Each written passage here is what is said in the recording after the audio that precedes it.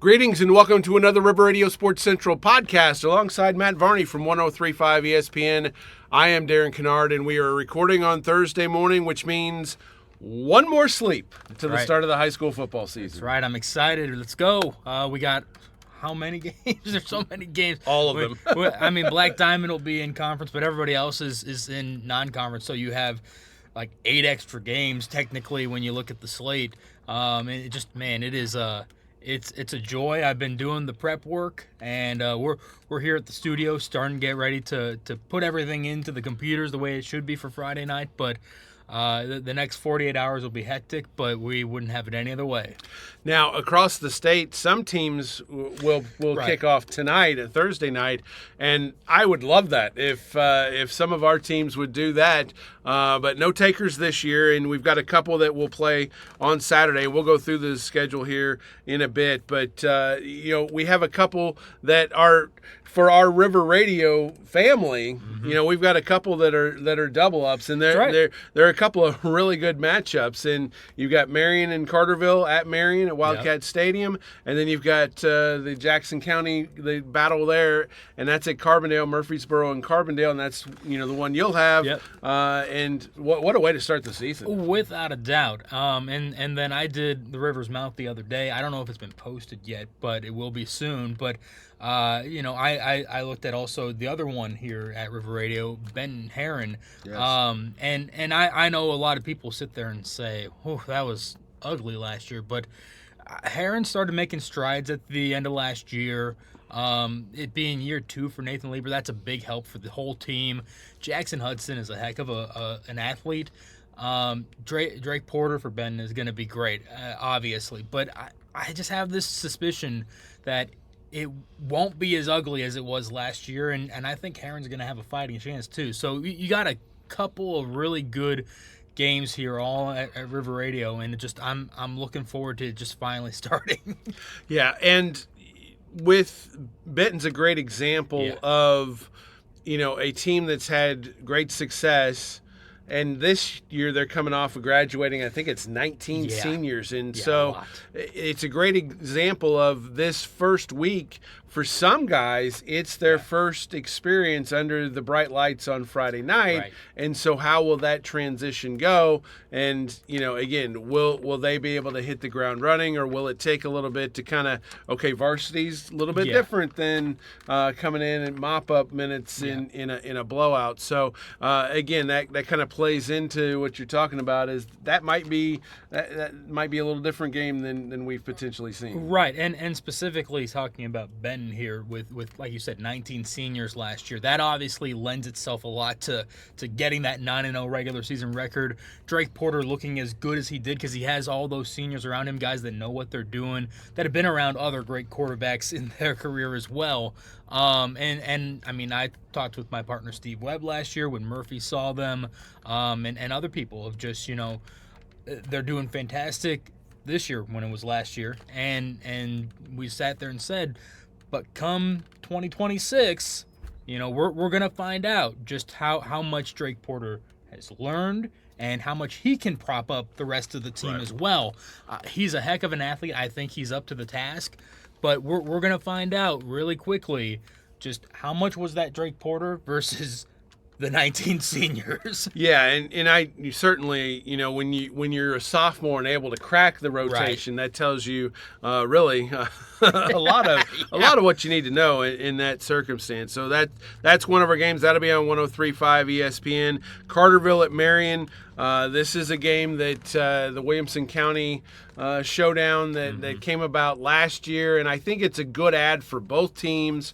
Because Carterville gets to play a 5A team with as loaded as 4A is in the postseason. Right. I think that these are the kind of games that you've got to have to help prepare you for what's ahead. Absolutely. And you're talking about a pair of teams that they both have graduated some of the better quarterbacks that they've seen in recent recent years. Andy Johnson was great for Carterville the past couple of years, but didn't really get to put up the historic numbers you might expect because he was splitting time a lot in his earlier years. Last year was his show. And then it became the Johnny Miller show, really, more than anything. One of the top rushers in all of the Deep South.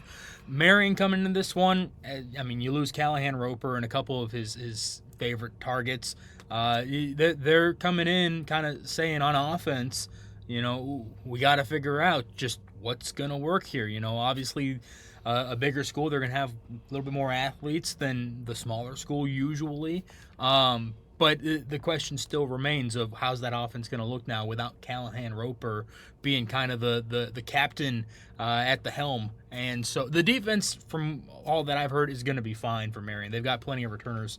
But the question really will come down to, I think, the quarterback position for both teams. Obviously, Johnny Miller is going to be fantastic for Carterville. They've always got a great line at Carterville.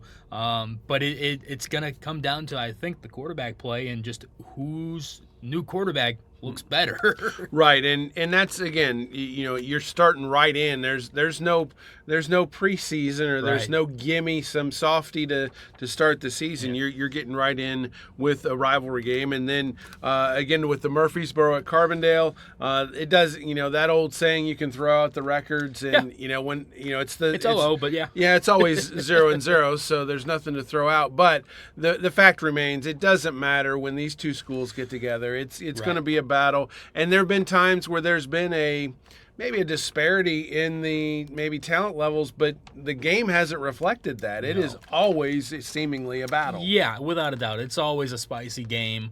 Sometimes it's a blowout. Usually it's pretty close. Or there's a big comeback that happens. I've seen it all. I've seen a triple overtime game a few years ago. It is just a game that just means a little bit more in week one for those two teams. And it's a great test for both teams.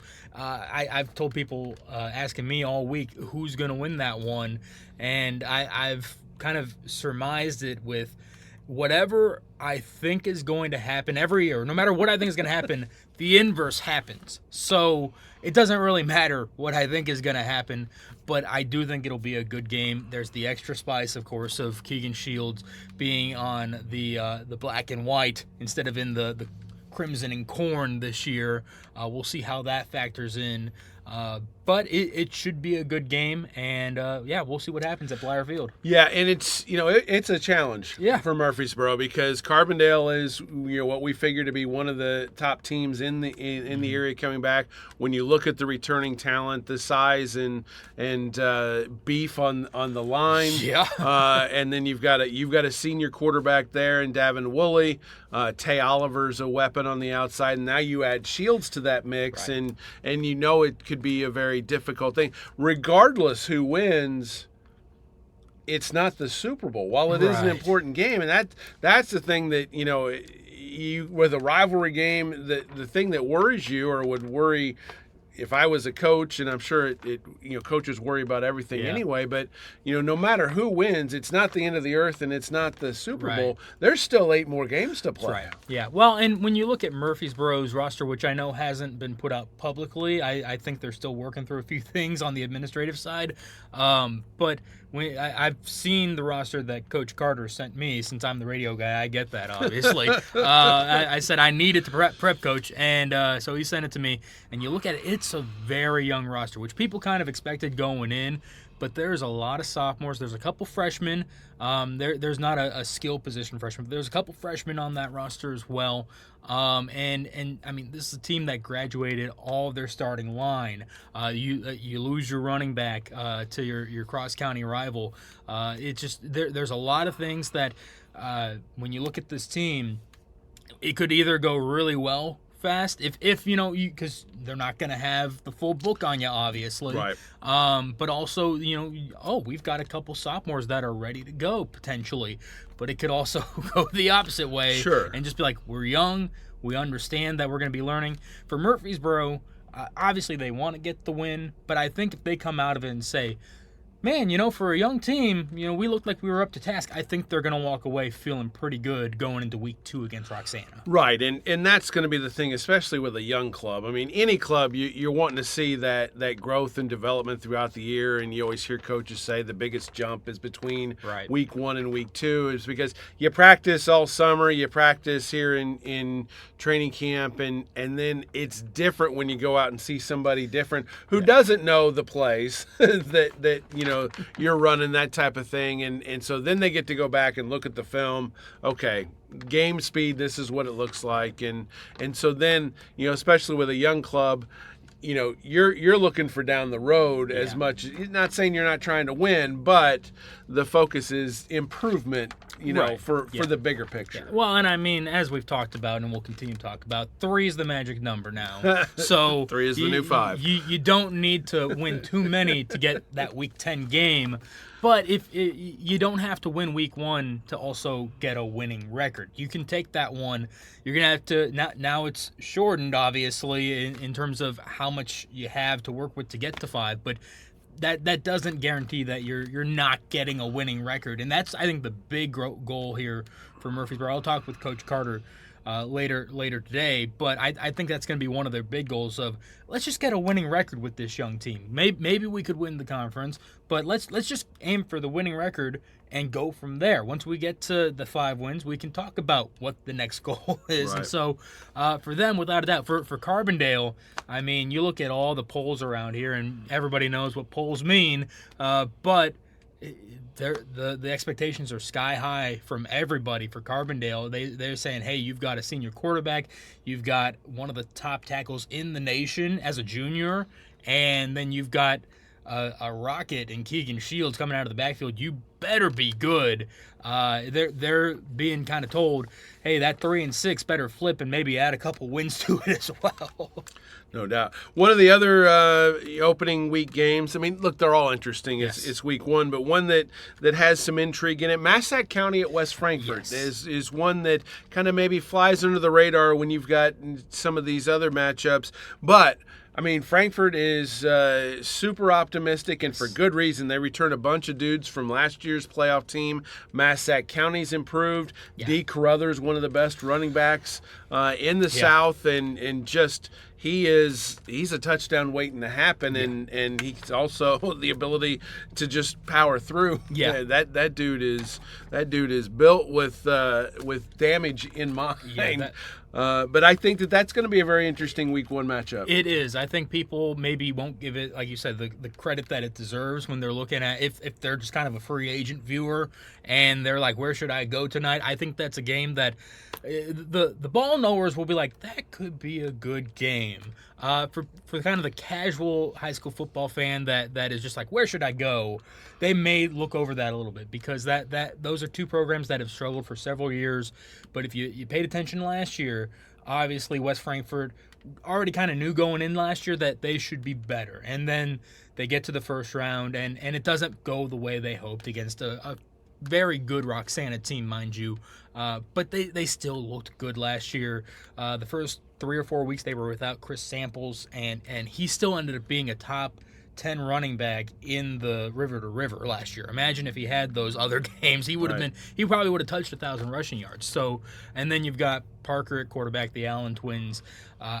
They're looking primed to have a good season. Then, like you mentioned, D. Carruthers at Massac County is just I counted up 21 from the stuff I was sending, but his coach put out 26. I'm going to believe what the coach has to say, which was a school record. They don't have their quarterback from last year, Cameron Fairfield, but it feels like these are 2 ascending programs that have opportunities this year.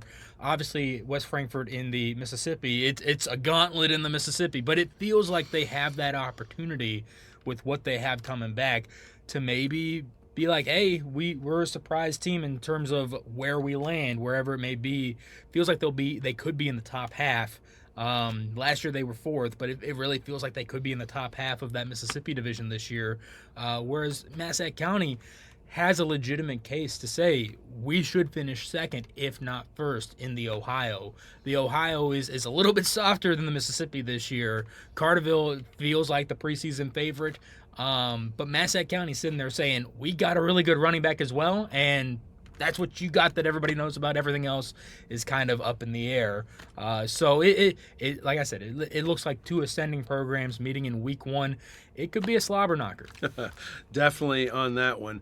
Another game that catches the eye: DuQuoin at Mount Carmel. Two of the perennial Southern Illinois powers, and these two have had some battles in the postseason. It's been many years ago, but week 1 at the Pit in Mount Carmel, and this has a chance to be pretty good as well. A couple of DuQuoin 2A. Mount Carmel's been 3A, but DuQuoin has also been kind of on that. In some years been in 3A as well. But regardless of class, these are two pretty good football teams going to get after it early. And don't know too much about Mount Carmel, but the past couple years they have struggled a little bit compared to what they're used to, obviously, especially when they had Blaine Sisson a few years ago, and then they had a bit of a dip. But I think they're on their way back up. DuQuoin, I've been telling people, because they're like, well, what now with no Jonathan Brown? Well, I think they're going to be fine. I've seen their new quarterback, Aiden Henderson, play a little bit in a blowout on Murfreesboro at the end of last season. And I just remember thinking, oh, great, another good quarterback at DuQuoin. He looks pretty good from the limited amount that I've seen. And then he adds a great target with Ty McConnell. And the thing is that's not even where the focus for DuQuoin is. They're going to be focusing with Aiden Adams and Landon Newmy on the ground first, which is what DuQuoin always it wants to do. They want to run on you, but they've got the option to throw it, and they're going to be very good by being not just a run team, not just a pass team. You're not going to know what's coming each play. Yeah, and talking to Coach Spain, in this training camp, he mentioned that Henderson was in line really to start last year, except for the fact that they had an all-time guy at quarterback, and so he didn't get that opportunity except in a mop-up role. And so they will be different because without Brown and without Jeremiah Jones, those guys were both threats to score from anywhere on the field, and this is a team that strikes me as one that's going to be able to grind out a little bit more. The receivers, Ty McConnell, he adds another 6'6". When I say another, their wideouts are big. Yeah. The line is big. The running backs are stout. So, they're going to have the potential, I think, to really grind on some teams, but as you said, still have the ability to throw the ball to keep people honest. Yeah, without a doubt. And that's what really, when it comes playoff time, that's what you need. You need to be able to keep defenses off kilter, and this offense is going to do that. Like I said, you're never going to know what type of play they're coming at you with until it's happening, and that will be a big benefit. Now, obviously, matchups will play a role whenever that time comes, and we're not saying that DuQuoin's a lock to make the playoffs even right now because it's the start of the season. We can't say, but should they make that postseason run like we expect them to, I would not be surprised to see them go deep with this offense. Right. That being said, though, I think we can pretty well say everybody's a lock. Just about. Look, you just need Sarcasm, 2 wins. Just need 2 wins, really, and you should 2 be wins at least, is going to get you in the mix, I think. Yeah, you'll be in the conversation. We can't say you'll make it, but you'll be talked about. So some of the other non-conference games, we'll get to the Black Diamond in just a minute, but some of the other games, Harrisburg's at Anna Jonesboro. Joel Dallas's debut for the Wildcats is at home. The Bulldogs trying to bounce back after a tough year last year. And, then when you look at some of the others, Pinckneyville's on the road at Redbud. Sparta Steelville's at home against Madison. You got Nashville at home against Roxana, and that's a sneaky game. Yeah. And Roxana is somebody that Murfreesboro is going to see week 2. That's right, and I haven't dug into the Shells, but again, they're a team that was very good last year. They ran into St. Joseph Ogden, I think, in the second round. And it just, I mean, St. Joe Ogden is just St. Joe Ogden. Right. They were 5-4, and they still were just an amazing club. But Roxana, I believe, returns a lot from last year's group, so they figure to be even better. But I mean, boy, Nashville, you look at that team, and again, the Mississippi is a gauntlet. But you look at it, and there's, again, probably 4 teams that have an argument to be in the top 2 at the end of the year. Right. And Nashville's one of those clubs that you're just like, if you make the step we expect you to make, this might be your conference. Now, DuQuoin right now feels like, for the Mississippi, that's probably who it will be.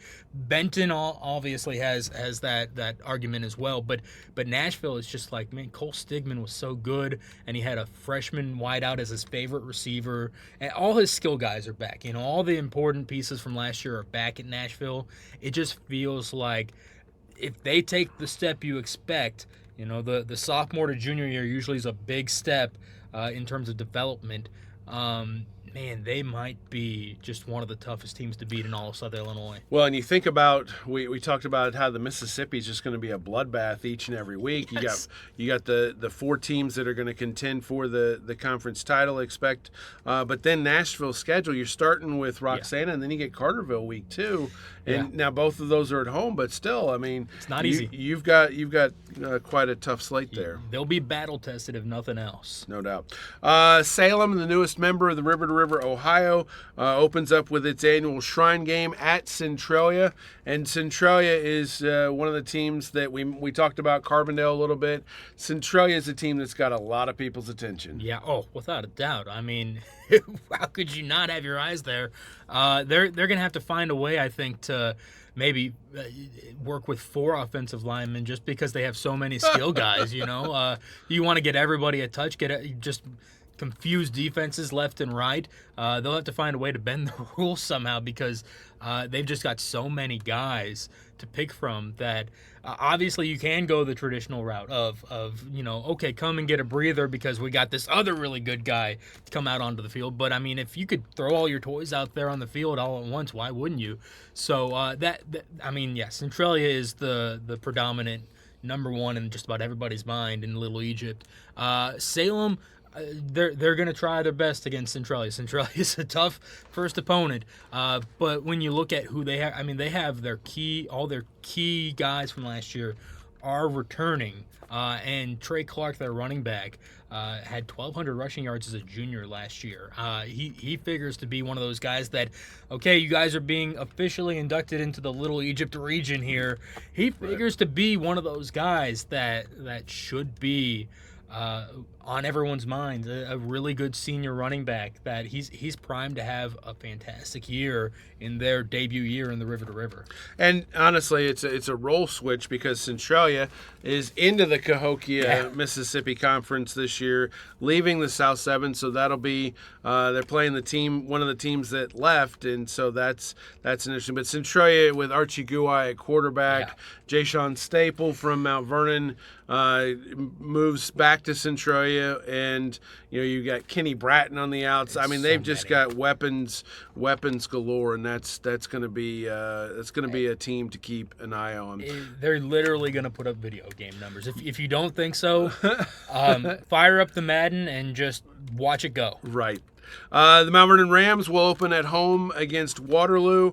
Was up there last Friday for their scrimmage, and Coach Mings, even without Ja'Shawn Staple, which, I mean, you're taking out a guy who's racked up, 1,900 yards already, something like that in his career. But that's a big loss. But he likes his first team, and if they can stay healthy, C.J. Hughes-Disrow is he is going to be a mind. Speaking, if that guy, he's going to be playing both sides of the ball. He is an impact guy as the dual threat quarterback, but then also defensively, in the secondary. If he stays healthy, he can put up a monster year for the Rams. With the 5A schools being the biggest schools in the region, it just, whenever you're talking about Mount Vernon or Marion, and when you're looking at them and they lose a key guy, and you're like, how are they going to replace that? they've already got it figured out because, again, the bigger schools are going to have more athletes than, say, a 3A or a 2A school.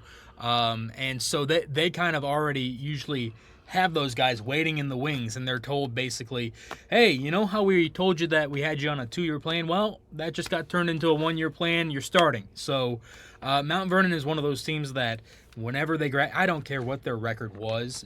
Since Dan Mings came back, it's always felt like, okay, it doesn't matter what we did last year. It doesn't matter who we lost because we've hit the refresh button and we've already got it all figured out. We've been planning for this season.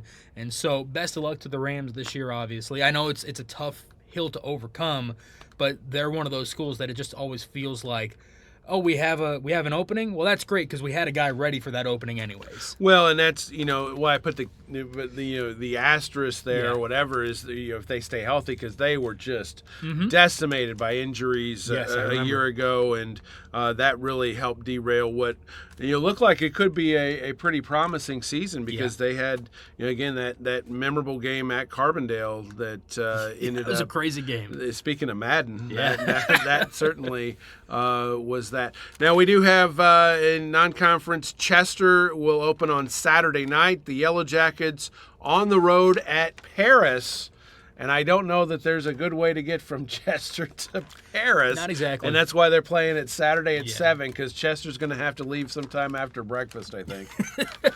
It should be a good game. Again, Chester is one of those clubs recently that has just been like, all right, we've hit the refresh button. We're talking, I was just talking about a 5A school, but Chester just is one that just hits the refresh button lately and just they seem to be fine. Obviously, the cycle of things, that'll catch up eventually, but they seem to be fine, and I'm looking forward to what the Yellow Jackets have in store this year. It's been fun having the Yellow Jackets, even though they're in the Cahokia now and not playing any of the other immediate area teams. It's been fun to follow them the past couple of years and be like, okay, that's another 7-win team. That's an 8-win team. Stuff like that, and just you're hoping that they get over the hump and they can get to kind of that quarterfinals area eventually in the postseason. But again, it's been fun with the Yellow Jackets being good. And when I came to Southern Illinois in 2017, they were kind of up and down. Now having that consistency, it's one of those things where you can truly say just Southern Illinois football is better when Chester is better. Yeah, absolutely. It really shows the depth. You mentioned the Black Diamond starts right in with the conference play. In all conversations, Black Diamond start with Johnson City. That's right. The Indians have been the cream of the crop, so to speak, for the past few years. Coach Mummert and company making long runs into the postseason as well. They open at home against Carmi-White County, a team that struggled last year in the post Kurt Simon era, and not an easy place to start this season. No. Hey, you're on the road at Johnston City. No, that's kind of a dreaded thing to receive, but they've known for a few years that it was coming up, because you kind of know how the cycle works when you're in a closed conference, obviously. But man, I mean, Johnson City has their own question marks with no Jace Weaver there, another program that has just been churning out athlete after athlete after athlete. But they do feel a little bit, and this isn't to give them billboard material, but it just feels a little bit like, okay, has the machine stalled? We're going to find out really quick, because there's a lot of names that not being in Johnson City that I don't know on that roster yet. And I'm sure I will by the end of this weekend, but it's one of those things where it's like, okay, who are the big returners? And it felt like it was a very Jace Weaver run offense last year. And so it's like, we're going to learn some new names, and that they likely will be the next Jace Weavers. But at the same time, with just there not being as much of a book on Johnson City coming into this year, I'm sure there's some Black Diamond teams that are sitting there saying it's now time to cycle them out of the number 1 spot and put us up there. Well, and with Johnson City, one of the big reasons for their success has been how good their line has been. Yes. And yes, they've had the cycle of guys graduating, move on, and then it's that next guy up, and there hasn't been the drop off. Right. And They're also, Caden Koenig's a 2-year starter at quarterback they have to replace. But it's nice to have a guy like Marcus Leighton, who I think the rest of the Diamonds like, how long has that dude been here? Because, he played as a freshman, and so now now you're seeing a guy for the fourth time around, but he's certainly a great building block to work from. And again, the names may change, but that line has been so good. Yeah. And again, not just offensive line, but their defensive line really sets the tone for what they've been able to do on the other side of the ball as well. I mean, it's cliche in coach speak, but it really is true that football games are won in the trenches. I can go back to truly. I mean, I can go back to the state run for Murfreesboro in 2019. I can go back to Devon Clemens and Tyjair Clement eras, and just why were they so good? Because they had a really good offensive line. Whenever you run into a good offensive line, you're in for trouble. Right. It's a long day for the defense, that's for sure. Other opening games in the Diamond include Fairfield, a team that Justin Townsend, I think this is his 20th or 21st season as the leader of the Mules. And again, this is a team that year in, year out is going to be in the mix. Mm-hmm. There for a while, they were the gold standard in the Black Diamond, and then Johnson City kind of came and wrested that mantle away. But Fairfield still in the mix. They will open on the road at Edwards County. Hamilton County's at home against Red Hill, and then opening night. You've got Cesarville, Waltonville at Flora. The Wolves, of course, were the story of last year. An 8-1 regular season. Only loss was to Johnson City, and then the great playoff run, beating Nashville, beating Pana in 2 tremendous playoff games, and then falling in the quarterfinals at Maroa Forsyth. Again, they have some guys to replace, a couple of linemen that were big-time players. Parker Helm at quarterback, who did a little bit of everything. It was kind of, I won't say the heart and soul, but he was just that guy that, it didn't matter that looked like his leg was going to fall off. Right. They just tape him up, and then he goes and boots a 46-yard field goal to win. But they've got skill guys back. Cormac Massey in the backfield is a monster, and then on the outside you've got great athleticism with Gage Dugan and Keelan Crawford, and so Flora's going to be in that mix as well. It kind of feels like Johnson City, Flora, Fairfield, and again Cesarville, Waltonville. That's an opening game that really could kind of set the tone for both teams. Again, Cesarville in recent years, and I know that they had Nick Wingo as their new head coach last year. But even before Wingo took over, I mean, this is a program that for several years has just been like, we are one of the top, and they're trying to get to that top of the mountain. All those kids there know what the culture is and what the goal is. Well, and that's a great example, and that word you use that, when you look down here, we mentioned Johnson City, Benton program. Yes. Because that when you do have the guys graduate, then the next one step up or hey, we want to keep this going. We don't want to be the ones to let it fall back on our watch. But also the guys before them not only were the players, but they showed the way that it's to be done and the way that this program works, whichever program it is. And there's a reason why the ones are successful year after year. Yes. It's because it is a program mentality. Right. It's not just a good team. Well, and that just lends myself to thinking about Anna Jonesboro. You talking to Joel Dallas earlier this offseason. I know it's year one, but he's been a program guy for 15 years. And so he knows the kids that are on his roster. And I just the quote that has stuck with me from that interview that you did with him was that his seniors were stepping up and being members of the coaching staff essentially. Right. And obviously you don't want that to be the case, but good programs have a few seniors that are like, we're not the coaching staff, but behind the scenes we're the leaders. And when again, I always hate to harp on just Murfreesboro, but it's my experience obviously. In 2019. Their teachers are on a teacher strike. We'll say the coaches can't interact with each other, but that didn't mean the players couldn't get together, and that's what they did during that week they had off, and the players led. it's the same thing of when you have a program and you have all these leaders that know what is expected. Hey, we're going to run these drills, and they can give guidance to the younger players. It's such a big help. Well, and coaches can only do so much. Right. I mean, they can tell the group all the things they need to do. Yeah. But at the end of the day, it's the peer group that kind of makes sure that it pushes forward in the right direction. Or I'll say that the successful teams, that group of players that leads it, is very important. Sure. And those teams that win are the teams that have those guys that do those things. Well, and the more impressive thing, I've been to several programs and practices that with Team of the Week and everything over the past almost decade now.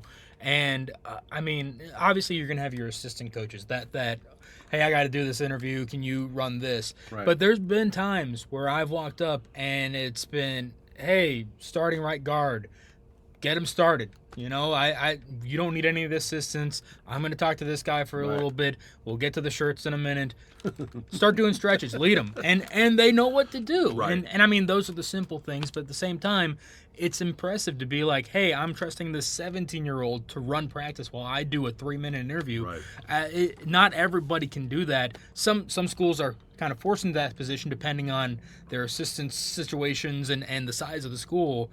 But nonetheless, it's still impressive that, hey, this 16-year-old's got it while I talk to you. Yeah, no doubt. And the other Black Diamond game is a Saturday night game. Christopher Ziegler Royalton Alvarado goes to El Dorado, and CZRE, one of the great stories last year, Mike Rude's first year as the head coach there, year 51 or 52, something whatever, like 50 that. Plus, and he said that this is it. Yep.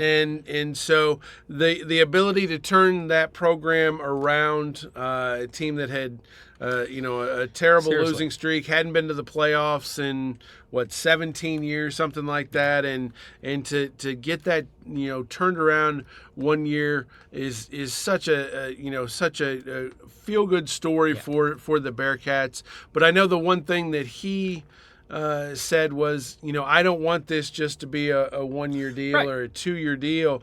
He wants to set the program up so it'll be successful after he decides to call it quits. And so that's another reason why this year is important for them. Right, without a doubt. And obviously he's trying to help groom the next man that will take it over. Now, obviously, when the time comes to hire, who knows what the board will go with, but he's got his pick that he's trying to groom from what he's told me and feels confident about that person. And so that the hope is that, hey, I've come in, I've set the table, we're back on track. Now, successor, go ahead and serve dinner, kind of. So we'll see what happens. I think CZRE at El Dorado to start, that's an enticing game right there.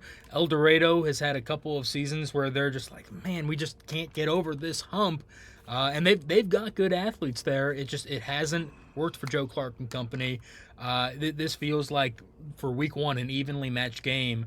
And again, one of those games that it's like we look back on in week 8, week 9 being like, man, if you didn't win that game, who knows how the season would have turned out. Well, and I was going to mention, I'm glad you said that about El Dorado, is the fact that they almost felt snake bit a little bit last year. Is I think 4 or 5 of those games were one-score games that just didn't go their direction, and so I think they ended up 3-6. If you split those other games, you're 5-4 and in the playoffs, and so again, it wasn't like, oh well, we were 3-6, and in those 6 the average margin of defeat was 28. Right. I mean, this was a team that was in most every game every week. Yeah, and I mean, when I started here in Southern Illinois, they were one of those teams. Fairfield was the standard, as you mentioned, but it was one of those programs that was like, they're right there, and they couldn't get over that hump. And then I think the pandemic happened, and they kind of just saw a slide in numbers a little bit, and they've been working to get back. And again, that margin right there that you mentioned with so many of those games, that it's like, that's an indicator right there that this program's headed in the right direction. It doesn't show up in the record. You'd like it to show up in the record, but it's an indicator right there that the Eagles might be back this year, folks. So Right. don't count them out. Well, and again, yes, it's week 1, but I kind of felt like that. Last year CZRE won that game.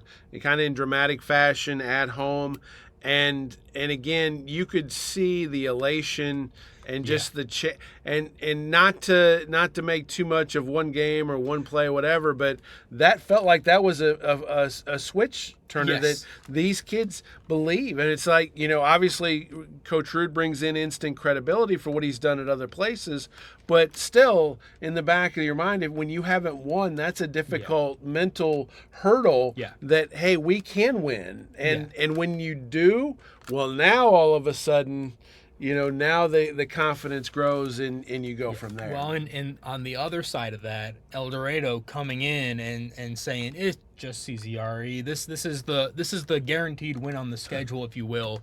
For a lot of people in their minds, it was like Bearcats will win 1 or 2, not just last year, but for several years they'll win 1 or 2. We can mark this down as a win in our schedule. No matter what we do, we know we've got that one, basically. And so when you come in with that mentality, and I'm not saying El Dorado had that mentality, but these are 16, 17-year-old kids. We know how they think. I remember how I thought at that age about certain opponents that going in, well, I know I'm going to get to play in this game because they're not good, so we'll run it up in the first quarter, and then I'll play the next 3 quarters type of deal. So just knowing that's how I thought at 17. I know there's kids on that El Dorado team last year that were sitting there being like, we've got this one. This is fine. Just take it easy. We'll make it. We'll make it work. And so then when you're coming into that game thinking that, and then all of a sudden things don't go your way, and we'll still pull it out, and then you don't pull it out, that's the opposite reverse effect of, well, now you're down on yourself, and then you get into those single score games at the end, and here we go again. And so it's a mentality thing, and it works both ways when both teams are coming in being like, yeah, we'll probably lose this one. Yeah, we'll probably win this one. And then it goes the opposite way. Right. Both teams all of a sudden. And again, goes back to me saying, depending on how this goes, you could be looking back at week 8, week 9, being like, well, the result of that game kind of showed us what the rest of the season was going to look like. Yeah, potentially.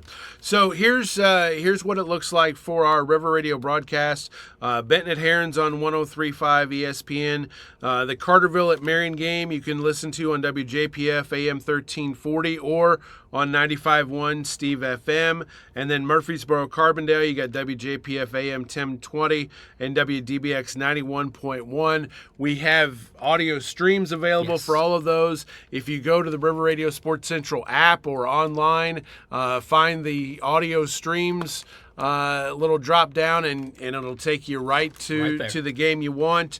We'll have the scoreboard, we'll have highlights, you name it on the website. And then one other plug is Friday nights after the game, do our Friday Night Live on the River Radio Sports Central Facebook page, where we go through all the scoreboard, talk about the games and what we've seen and what we've what people have reported and things of that nature, and just give you a week 1 recap. And so with that said, it's game time. It's here. It's time to go. Let's go. So, well, that's going to do it for this River Radio Sports Central podcast. For Matty V, I'm Darren Kennard. Thanks for joining us, and we'll see you again next time.